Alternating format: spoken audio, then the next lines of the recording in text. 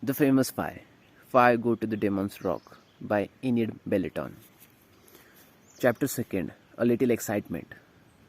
George and her three cousins were already on their way back to the Kirin. They cycled along lane with the Timmy, George's dog, lopping easily beside them. "Won't it be fun to be at Kirin's cottage again?" said Annie. "It's so lovely to look out of a window and see Kirin's bay, blue as the sky. I vote we go over to the island for a picnic. You will like to have your own kennel again, won't you, Timmy?" said George. And Timmy gave her ankle a quick lick and a bark. "It's always so peaceful at Kirin's cottage," said Dick. "And your mother so kind and jolly, George. I hope we haven't upset Uncle Quanti with our talk and fun." "I don't think Father has any very important work on hand," said George. "Anyway, we will only have you for a week. It's a pity that a professor friend of his coming in a week's time, or you could have stayed longer." "Well, a week is a quite nice long time," said Julian.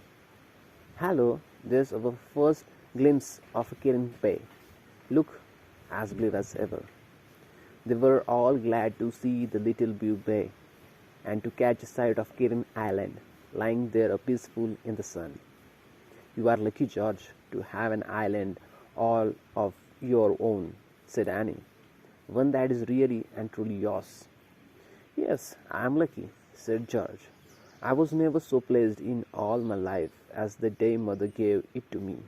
It's belonged to our family for years, of course, and now it's mine. We will go over there tomorrow." At least they came to the end of their journey. "I can see the chimneys of Kirin Cottage," said Julian, standing up on the pedals of his bicycle. "Said the kitchen fire is going. I can see smoke. I hope dinner's cooking." "I can smell it," said Dick, sniffing. "I think it's sausages." "Idiot," said the other three together and laughed. They rode up to the back gate and lifted off their bicycle. They put them into the shed, and George gave a shout. "Mother, we are home. Where you are?" She had hardly finished yelling when Yana suddenly clutched her arm. "George, what's that? Look, peeping out the window there." They all looked, and George shouted in astonishment, "It's a monkey!" "A monkey? No, Timmy, no. Come back, Timmy!" But the Timmy too had seen the quaint little face peering out the window, and had shouted of it investigate. Was it a small dog, or a strange sort of cat? Anyway, whatever it was, he was going to chase it away. We barked at the top of his voice as he galloped indoor and almost knocked over a small boy there. The monkey, terrified, at once leaped off the picture rail that ran around the room. "You leave my monkey alone, you big bull!" cried a furious voice. And through the open door, George saw a small boy gave Timmy a sharp snack. She raced indoor and gave the small boy a snack as sharp as the one he had given Timmy. Then she glared at him angrily. "What are you doing here? How dare you hit my dog? It's a good thing he didn't eat you up. And what's the creature going up there?" The little monkey was terrified. Its seat clinging to the picture rail trembling, making a piteous chattering noise.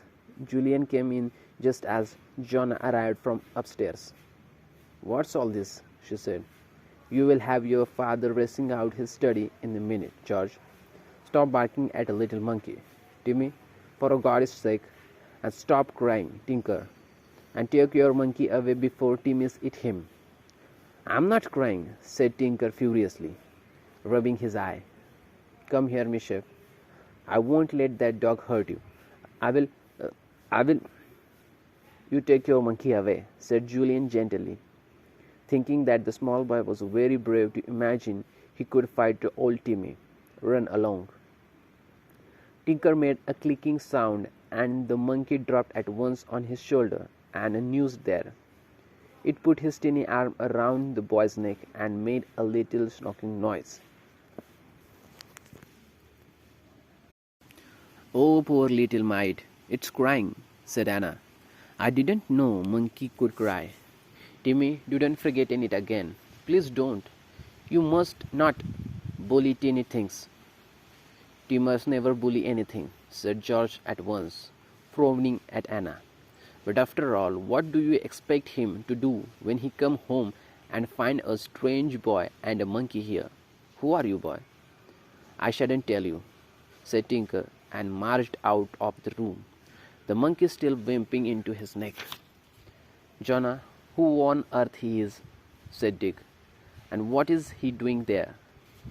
I thought you won't like it, said Jonah. It's that professor friend of your father's, George, the one who was coming to stay next week. He telephoned this morning to say he was coming this week instead, and bringing his boy as well. He didn't say anything about the monkey though. Are they staying here? Said George in horror.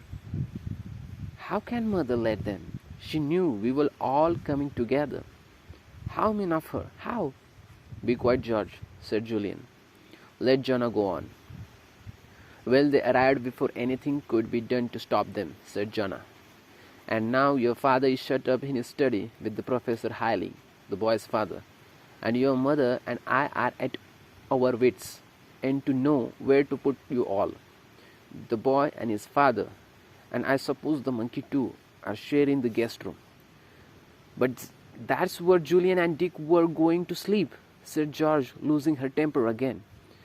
I will go and tell mother that boy can't stay. I will. Don't be silly, George, said Julian. We will manage somehow. We can't go back home because our home will be all shut up now. You could sleep up in a loft, said Jonah, sounding rather doubtful.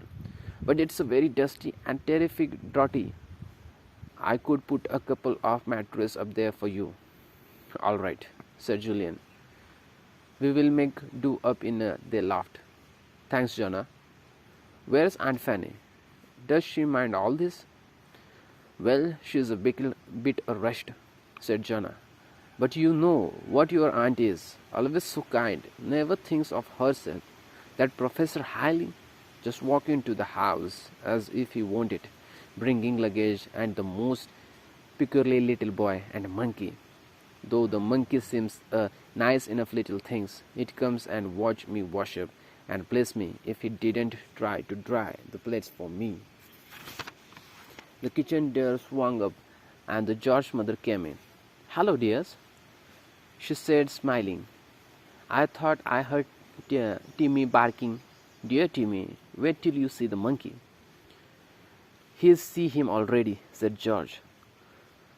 Mother, how could you take people in when you knew we were all coming home together? That's enough, George, said Julian, who saw him worried his aunt looked. Aunt Fanny, we won't be any trouble. We will keep out the house as much as we can. We will do the shopping for you.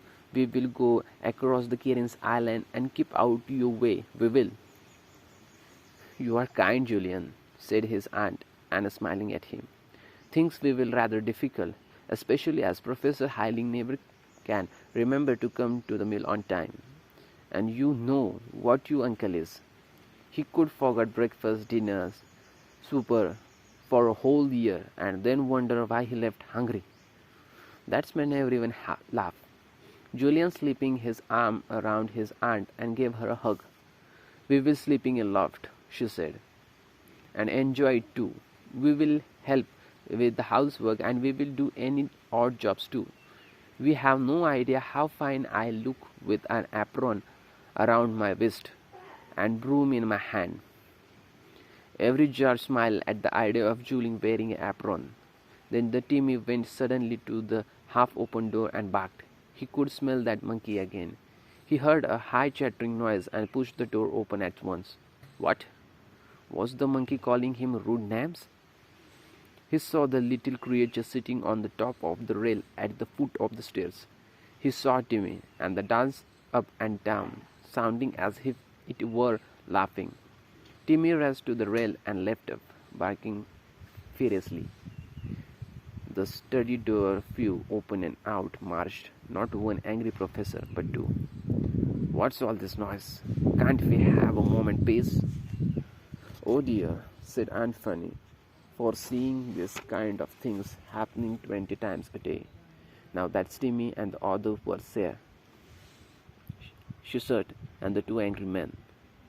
Now, Timmy just isn't used to monkey yet. Go back, please, and shut the door. I will see you aren't disturbed again.